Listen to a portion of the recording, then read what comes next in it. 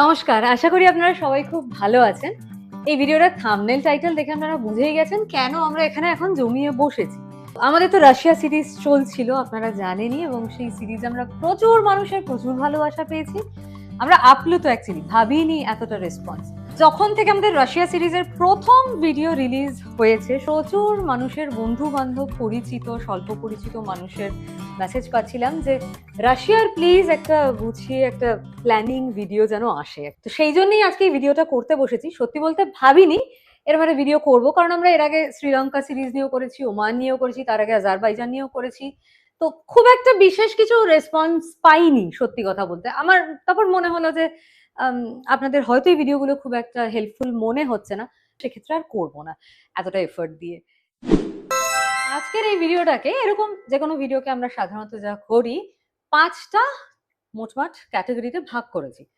First point হচ্ছে visa, flight, সিম card, currency সংক্রান্ত সমস্ত তথ্য।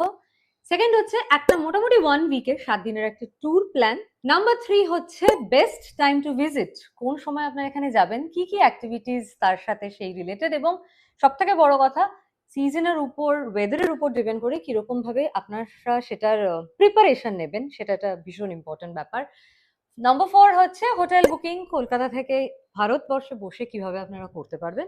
অ্যান্ড ফাইনালি 5 নম্বর হচ্ছে এই যাবতীয় যা বললাম তার একটা টোটাল কস্ট ব্রেকডাউন, মোটামুটি একটা পার হেড বা দুজনে গেলে একটা খরচা কিরকম হতে চলেছে তার একটা idea from our first hand experience. শুরু করছি পয়েন্ট নাম্বার 1 থেকে। পয়েন্ট নাম্বার 1-এ প্রথমে যেটা আসছে ফ্লাইট। আমরা করেছিলাম এথিহাদ এয়ারওয়েজ, আমাদের কলকাতা থেকে আবুধাবি, আবুধাবি থেকে মস্কো, এবং ফেরার টিকিটও আমাদের সেম ছিল। এছাড়াও অনেক অপশন আছে। আমরা যখন বুক করেছিলাম এটাই আমাদের কাছে মনে হয়েছিল বেস্ট অ্যাভেলেবেল রেটস, কারণ আজারবাইজান ছিল আজারবাইজান এয়ারলাইন্স, কিন্তু ওই অ্যাডিশনাল লাগেজ নিয়ে ইত্যাদি হরে হাঁটু জল হচ্ছিল। আর আমাদের মনে হলো এথিহাদ এনি ডে আজার এয়ারলাইন্স এর থেকে অনেক বেটার এয়ারলাইন্স। আরেকটা এয়ারলাইন্স কি একটা ছিল জানো, যেটা দিল্লি থেকে যায়? দিল্লি থেকে মস্কো ডিরেক্ট একটা রয়েছে, সেটা হচ্ছে একটা রাশিয়ান এয়ারলাইন্স এরোফ্লটের অপশন রয়েছে, যেটাতে আমরা ফিরেছি। আপনারা দেখেছেন, সেটা তো আলাদাই গল্প।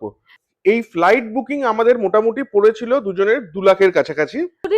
ডোমেস্টিক ফ্লাইট গুলো, হ্যাঁ, ডোমেস্টিক আমাদের দুটো ফ্লাইট ছিল। প্রথমে সেন্ট পিটার্সবার্গ থেকে মুরমানস্ক, আর তারপরে মুরমানস্ক থেকে মস্কো। এর সঙ্গে যেটা আসছে হচ্ছে ট্রেন, কারণ রাশিয়াতে যদি আপনি যান বুলেট সাবসাং ট্রেন আপনাকে কিন্তু চড়তেই হবে। ওটা একটা খুব মানে ইউনিক জিনিস ওখানকার। আর যদি শীতকালে যান অসাধারণ ভিউটা পাবেন। তো সেটার বুকিং ইন্ডিয়াতে বসে আমরা করেছিলাম railrussia.com থেকে। আর কোনো অপশন নেই, আপনি অন্য কোনো জায়গা থেকে বুক করতে পারবেন না, কারণ রাশিয়াতে আমেরিকার মানে ভিসা বা মাস্টার কার্ড কোনো কার্ড অ্যাকসেপ্ট হয় না। শুধু railrussia.com এ আপনি using visa master card India থেকে বসে বুক করতে পারবেন। পুরো আমেরিকার স্যাংশনস রয়েছে, প্রচুর স্যাংশনস রয়েছে Russia, that is the reason payments and all এগুলো কাজ করে না, কোনো বুকিং প্ল্যাটফর্মও কাজ করে, কোনো বুকিং প্ল্যাটফর্মও কাজ করবে না। এরপর যেটা আসছে সেটা হচ্ছে কমিউনিকেশন সিম।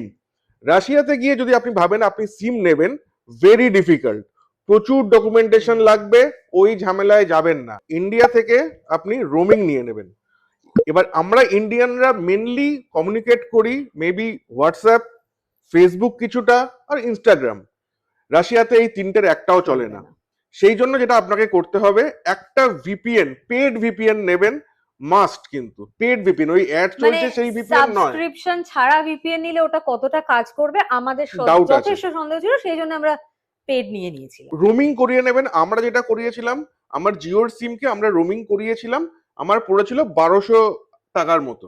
মোটামুটি কাজ দিয়েছে। হ্যাঁ, কাজ দিয়েছে মোটামুটি, কোনো প্রবলেম হয়নি। সিটিতে একটু জ্যামার ট্যামার রয়েছে, ওখানে ম্যাপ খুব একটা ভালোভাবে কাজ করে না, বাট আদারওয়াইজ আমরা মোটামুটি কাজ আমাদের চলে গেছে, ভালো মতো চলে গেছে।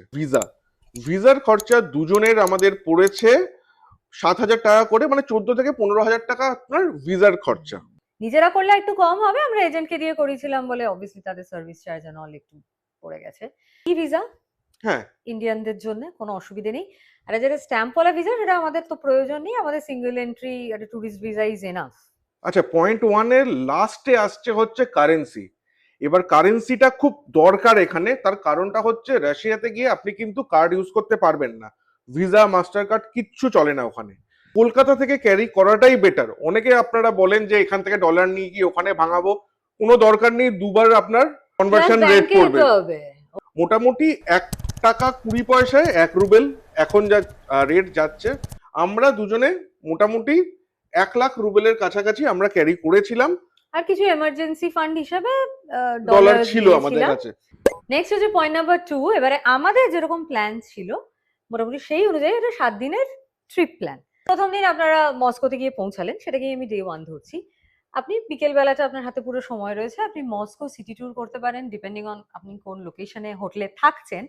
সেখান থেকে সিটি সেন্টার গিয়ে ক্রেমলিন, রেড স্কোয়ার এরিয়া সব কাছে পিঠে একদম ওয়াকিং ডিস্টেন্সের মধ্যেই মোটামুটি সবটাই আপনারা কভার করে নিতে পারবেন। কিন্তু এর সঙ্গে আরেকটা পয়েন্ট যেটা আমি অ্যাড করতে চাইবো, চেষ্টা করবেন লোকাল ট্রান্সপোর্ট ইউজ করার, বিশেষ করে মেট্রো।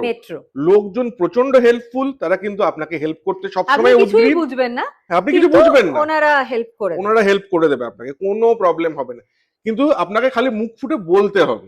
হ্যাঁ, এবং ওই ইয়ান্ডেক্স ম্যাপ যেটা আমরা ইউজ করেছি, গুগল ম্যাপ ওখানে খুব একটা ভরসাযোগ্য নয়। ইয়ান্ডেক্স ম্যাপ দেখিয়ে ওনাদেরকে বোঝালে যে আমরা এইখানটায় দেখতে চাই, একটু ট্রান্সলেটর ইউজ করলে হয়ে যায়, কমিউনিকেশন ইজ ইজি। যেহেতু এইবারের এই ফেব্রুয়ারি 2026-এর ট্রিপের মেন লক্ষ্যই ছিল northern lights trip. To be honest, আমরা চেষ্টাই করেছি এরমভাবে, প্ল্যানটা এরমভাবে করেছিলাম যাতে মুরমানস্কে, আর্কটিক রাশিয়াতে আমরা ম্যাক্সিমাম নাইটস স্পেন্ড করতে পারি। তো আমাদের কাছে মোটমাট 7 রাত ছিল, সেই হিসেবে আমরা প্ল্যানটাকে সাজিয়েছি। আপনারা নিজেদের মতো নিজেদের প্রায়োরিটি অনুযায়ী অবশ্যই করে নেবে। তো 1 রাত মস্কো আর 4 রাত আমরা রেখেছিলাম মুরমানস্কে। এই 5 রাত বাদ গেলে মাঝে 2 রাত আমরা ছিলাম সেন্ট পিটার্সবার্গ। এই 2 বেসিক্যালি আমরা মস্কো থেকে সেন্ট পিটার্সবার্গ চলে গেলাম। সেন্ট পিটার্সবার্গ প্রথম দিন পায়ে হেঁটে ঘুরলাম, কিছু কাজান ক্যাথিড্রাল আশেপাশের জিনিস। ডে 2 সারা দিন আমরা পায়ে হেঁটে, সেদিনকে প্রায় 12-15 কিলোমিটার পায়ে হেঁটে দুজনে হেঁটেছি। রেড বাস রয়েছে, আপনাদের হাঁটতেই হবে তার কোনো মানে নেই। আপনারা পুরো সিটি এক্সপ্লোর করতে পারেন, মানে সেই severe of spill blood church থেকে শুরু করে হার্মিটেজ মিউজিয়াম, প্যালেস স্কোয়ার, সবকিছু, নেভা রিভার, সবকিছু আপনারা কভার করে নিতে পারবেন। এবং সব থেকে বড় ব্যাপার হচ্ছে যে, যেটা দেবশ্রী মিস করে গেল, আমাদের মস্কো থেকে সেন্ট পিটার্সবার্গ আসা, সেটা হচ্ছে বুলেট ট্রেনে।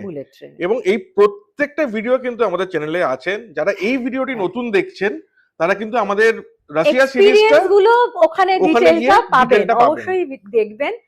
প্লেলিস্ট রয়েছে রাশিয়ার, এখানে পুরো ট্যাগ করে দেবো এই ভিডিওতে, দেখতে পারবেন ভিডিওগুলো। এবার ডে 4 হচ্ছে সেন্ট পিটার্সবার্গ ঘুরে নিয়ে সোজা একটা ফ্লাইট ধরে মুরমানস্ক। মানে আর্কটিক ল্যান্ডে পৌঁছে আমাদের প্ল্যানটা এরকম ছিল যে প্রথম দিনেই আমরা অরোরা ভিলেজে চলে গেছিলাম, যেটা মুরমানস্ক থেকে অ্যারাউন্ড 60 কিলোমিটার। এই কারণেই প্ল্যানটা এরকম ভাবে করেছিলাম যে একটু ফোরকাস্টও দেখছিলাম আমরা অরোরার কিরকম কি আছে। তো 24-25 ফেব্রুয়ারি was fantastic forecast. The prediction was saying KPI ছিল 5। 24 আর 25 এই দুটো রাত আমরা টার্গেট নিয়েছিলাম ফেব্রুয়ারির, যে যাতে আমরা অরোরা দেখতে পাই। সেই অনুযায়ী প্রথম রাতটা অরোরা ভিলেজ এবং 25-এর রাতটা আমরা অরোরা হান্টিং এর জন্য রেখেছিলাম, যেটা মুরমানস্ক সিটি থেকে হয়। আর এই দুটোই কিন্তু আমাদের প্রচন্ড সাকসেস হয়েছে। যদি এই ভিডিওটা না দেখে থাকেন, আমি রিকোয়েস্ট করব এটা অবশ্যই দেখুন। এটা মানে অসাধারণ একটা এক্সপেরিয়েন্স, এক লাইফ টাইম এক্সপেরিয়েন্স। আমরা ওই সন্ধ্যাটা ভুলবো না, ওই দুটো সন্ধ্যে ভুলবো না, আমরা সত্যি ভুলবো না জীবনে। আচ্ছা, তো ওখানে অরোরা ভিলেজে থাকা, গ্লাস ইগলুতে থাকা, ওটা ইটসেলফ একটা এক্সপেরিয়েন্স। তবে হ্যাঁ, ওটার তো পুরো সিজন অনুযায়ী ডিমান্ড হয়। অরোরা দেখার সময় একরকম, অন্য বছরের অন্য সময় গেলে ওটার এক্সপেরিয়েন্সটা কমপ্লিটলি আলাদা। মানে আমরা যা দেখেছি তা স্বর্গ। মানে যদি অরোরা নাও দেখতে পেতাম, যা চারিদিকের যা বরফ ঢাকা রূপ আমরা দেখেছি, অকল্পনীয়। তো পরের দিন তারপর ওখান থেকে অরোরা ভিলেজ থেকে আমরা চলে গেছিলাম তেরিবেরকা ট্রিপে। তেরিবেরকা ঘুরে চলে এসেছি মুরমানস্কে। আগেন সেই দিন রাত্রে ছিল আমাদের অরোরা হান্টিং। -25-30 ডিগ্রি সেন্টিগ্রেডে অরোরা হান্টিং একটা মারাত্মক কঠিন এক্সপেরিয়েন্স।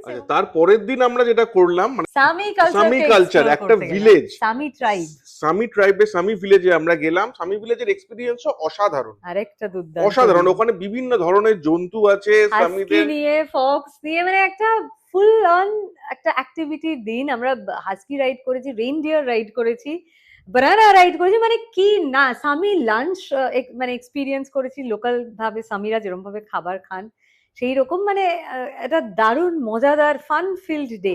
কি বলবো, একটার পর একটা বলে যাচ্ছি। দ্যাট ওয়াজ দ্য ডে আমরা আইস ফ্লোটিং এক্সপিরিয়েন্স করেছি আর্কটিক ওশানে। ওই ফ্লোটিং স্যুট পরে আমি তো ভাবতে পারিনি এটা আমি করে উঠতে পারবো, but somehow we did it and it was a life time experience. আগে দেবশ্রী বললো যে আমরা আইস ফ্লোটিং এর পরে আমরা ঘরে ফিরে আমরা সেই রাতে আবার মুরমানস্ক সিটি ট্যুরে নিজে আগেন পায়ে হেঁটে ট্রলি বাসে করে সমস্ত ঘুরেছি, ওই অ্যালয়সা মনুমেন্টস, সেগুলো আপনারা আইস করবেন। ব্রেকার, এই একটা দিন এইরকম ভাবে প্ল্যান করেছি, এবং পরের দিনটা আমাদের ছিল ফেরা। যে এই যে প্রত্যেকটা ট্রিপ আমরা বিভিন্ন আলাদা আলাদা ভেন্ডারের সাথে করে, এজেন্টের থ্রু দিয়ে কথা করেছি। বলে প্রত্যেক দিনের যে ভিডিওগুলো রয়েছে তাতে তো আমি প্রত্যেকের কন্ট্যাক্টস এন্ড অল সমস্ত শেয়ার করেই রেখেছি, কারণ কোনো একজনের সাথে আমি প্রত্যেকটা ট্যুর কিন্তু করিনি, কারণ আমার তাতে করে প্যাকেজটা অনেক বেশি এক্সপেন্সিভ মনে হচ্ছিল। 3 নম্বর পয়েন্টটা নিয়ে, যেটা হচ্ছে প্রচন্ড ইম্পর্টেন্ট পয়েন্ট, সেটা হচ্ছে যে আপনারা কখন যাবেন, সেই সময়ের ওয়েদার কি, এবং আপনারা নিজেদেরকে প্রিপেয়ার করবেন কি করে। শুনতে খুব বোকা বোকা লাগলেও যে প্রিপেয়ার করার কি আছে, কারণ আমরা নর্মালি যেখানে ঘুরতে যাই সেখানে আমরা কিন্তু একটা মানে প্লেজেন্ট ওয়েদারে আমরা ঘুরতে যাই, আমরা কষ্ট করতে যাই না, কিন্তু এখানে আপনাকে প্রিপারেশন নিয়ে যেতে হবে। মেনলি যেটা দেবশ্রী প্রথমে বলল, যে আমাদের মেন টার্গেট ছিল নর্দার্ন লাইটস বা অরোরা দেখা, আমরা সেই জন্য সিলেক্ট করেছিলাম ফেব্রুয়ারি মাসটাকে। সেটা হচ্ছে উইন্টারটা যাচ্ছে সেই টাইমটা, মানে উইন্টার আছে কিন্তু উইন্টারটা তখন মানে গ্রাফটা নিচের দিকে। মেনলি দুটো সিজন হয় রাশিয়াতে, একটা উইন্টার আর সামার। সামারের ওয়েদারটা কিন্তু প্লেজেন্ট হয়, প্লেজেন্ট মানে ম্যাক্সিমামটা হচ্ছে 17 ডিগ্রি ধরুন, মিনিমামটা 10 ডিগ্রি। আমরা যখন গেছিলাম উইন্টার, সেই সময় ম্যাক্সিমামটা ছিল হচ্ছে ধরুন -4, 5, 6 রেঞ্জে, আর মিনিমামটা চলে যাচ্ছিল, আমরা যেটা ফেস করেছি -15, 20, ইভেন আমরা 30-এও থেকেছি। -30 ডিগ্রি টেম্পারেচার কিন্তু not a matter of joke. কঠিন ঠান্ডা। মানে আমরা একটা ট্রিপ করেছি, আপনারা দেখবেন, মানে দেখে থাকবেন ইউটিউবে, না হলে আমাদের চ্যানেলে গিয়ে দেখুন। সেটা হচ্ছে অরোরা হান্টিং। সেই দিনকার টেম্পারেচার ছিল -30। আমরা রাত্রি 11টার সময় অরোরা হান্টিং করতে গেছি। সেই ঠান্ডায় মানে বিশ্বাস করুন, মানে কষ্ট ঠান্ডায় কাকে বলে সেদিনকে বুঝেছিলাম। আর মানে আমরা সেই সময় পড়েছিলাম হচ্ছে 3-4টে লেয়ার চাপিয়ে রেখেছি, তাও না হাত পা ঠকঠক করে কাঁপছে। ঠান্ডাটার জন্য কিন্তু প্রিপারেশন নেওয়াটা খুব দরকার। সেই জন্য অনেকেই আমাকে আপনারা প্রশ্ন করেছেন যে এইসব জিনিসপত্র কিনলেন কোত্থেকে। মেনলি দুখানা জিনিস আমরা কিনেছি। একটা হচ্ছে খুব ভালো দুটো জ্যাকেট কিনেছিলাম, আর দুটো পেয়ার অফ জুতো, মিলিটারি শু কিনেছিলাম। স্নো বুট। স্নো বুট কিনেছিলাম হচ্ছে খিদিরপুরের একটা দোকান আছে ইন্ডিয়ান মিলিটারি স্টোর থেকে। জুতোটা কিন্তু লাইফ সেভার ছিল, ভীষণ কাজে লাইফ সেভ করেছে ওটা আমাদের। জ্যাকেটের জন্য অনেক ব্র্যান্ড আছে, ঠিক আছে, আমি আর নাম নিচ্ছি না সেগুলোর। আপনি পয়সা খরচা করতে চাইলে 9-10 হাজার 15 হাজারের এক একটা জ্যাকেট আপনারা কিনতেই পারেন। আমরা যে জ্যাকেটটা কিনেছিলাম তাতেও ভালো কাজ দেখছিল, দাম বোধহয় পড়েছিল দুজনের 2-2-4 পড়েছিল যতদূর মনে পড়ছে। আর 1000 টাকার করে জুতো। জুতোটা তো ফ্যান্টাস্টিক ছিল, হ্যাঁ, এবং দারুণ ছিল জুতো নিয়ে অনেকে কমেন্ট করেছে যে আর্মির জুতো না পরলেই না পড়লেই পারতেন। ভালো করতেন, কিন্তু মজার ব্যাপার হচ্ছে এই জুতোটার জন্য না এয়ারপোর্টে বলুন বা মানে ইন্ডিয়ান এয়ারপোর্টে আমরা কিন্তু আলাদা সম্মান পেয়েছি। জিজ্ঞেস করেছি রীতিমতো, ম্যাডাম আপনারা কি ফোর্সের? যেহেতু আর্মি শুটা দেখে, তো যারা জানে তারা জানে, বাট ওটা that was life saver. Point number 4-এ আসছি, সেটা হচ্ছে হোটেল বুকিংস কোথা থেকে কি করলাম। আমাদের যে মোটমাট 4টে জায়গাতে স্টে ছিল, তার মধ্যে অরোরা ভিলেজের বুকিং আমরা কলকাতা থেকে বসে নিজেরাই করেছিলাম, যেটার ওয়েবসাইট রিলায়েবল ওয়েবসাইট, এবং যেখানে আমরা পেমেন্ট করতে পারবো সেটা হচ্ছে দুটোই এরকম ওয়েবসাইট রয়েছে, এক zenhotels.com আর 2 নম্বর হচ্ছে ostrowork.ru, যেখান থেকে আপনি ইন্ডিয়ান কার্ড ব্যবহার করে পেমেন্ট করতে পারবেন। যে কোনো আপনি হোটেল, সার্ভিস অ্যাপার্টমেন্ট, হোস্টেল যাই চান এই ওয়েবসাইটে, এই দুটো ওয়েবসাইটেই পেয়ে যাবেন, এবং দাম এই দুটো ওয়েবসাইটে খুব একটা ভ্যারি করে না। এছাড়া বাকি কিছু হোটেলস আমরা কিছু এজেন্টের সাহায্য নিয়েছি, কিছু নিজেরা বুক করেছি। চাইলে আপনারা কোনো এজেন্টের সাহায্য নিতে পারেন, আপ টু ইউ। আচ্ছা, লাস্ট যে পয়েন্টটা সেটা হচ্ছে টোটাল কস্ট ব্রেকডাউন। সঙ্গে আমি আরেকটা পয়েন্ট অ্যাড করেছি এখানে, যে যেগুলো মাস্ট টু অ্যাক্টিভিটিস। তো টোটাল খরচা আমাদের, যেটা প্রথমেই বললাম, ফ্লাইটে আমাদের সব রকম ফ্লাইট নিয়ে পড়েছে ধরুন 2 লাখের কাছাকাছি। তার সঙ্গে আরেকটা খরচা হচ্ছে ট্রেন, যেটা আমাদের দুজনের পড়েছে 18,000। ট্রেনটা আরেকটু সস্তায় হতে পারে, আমাদের 18,000 দুজনের পড়েছে, কারণ আমরা ব্রেকফাস্ট নিয়েছি, আমাদের সিটটা সুপিরিয়র ক্লাসের ছিল, আপনারা ভিডিওটা দেখলে বুঝে যাবেন, ওখানে আমরা বলেছি। আচ্ছা, তারপরে আসছে ভিসার খরচা। ভিসার খরচা ধরে রাখুন আপনার দুজনের মিলিয়ে 14 থেকে 15 হাজার টাকা। তার সঙ্গে এর পরেই যেটা আরেকটা জিনিস আসছে, যে থাকা খাওয়া। একটা ইগলুতে ছিলাম, গ্লাস ইগলু, সেটাতে খরচা পড়েছে, সেটারই দাম হচ্ছে 33,000 টাকা। তাছাড়া দুখানা হোটেলে আমরা ছিলাম, সেই হোটেলগুলোর সার্ভিস অ্যাপার্টমেন্ট টোটাল মোটামুটি পড়েছে আপনার 55,000 টাকার মতো, সব মিলিয়ে ইনক্লুডিং ব্রেকফাস্ট। এবং লাস্টে আমরা ছিলাম সার্ভিস অ্যাপার্টমেন্ট 4 দিন, মানে 4 রাত।